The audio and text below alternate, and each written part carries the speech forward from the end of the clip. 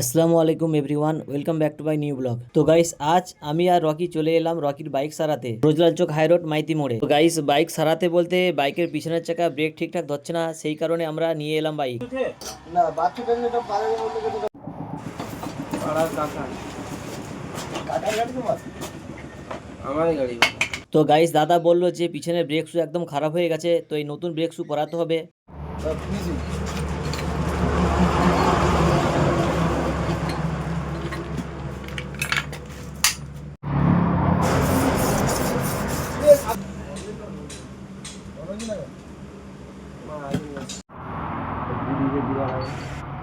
তো গাইস, মোটামুটি নতুন ব্রেক শু পরানোর পর আমাদের বাইকের চাকা রেডি হয়ে গেছে।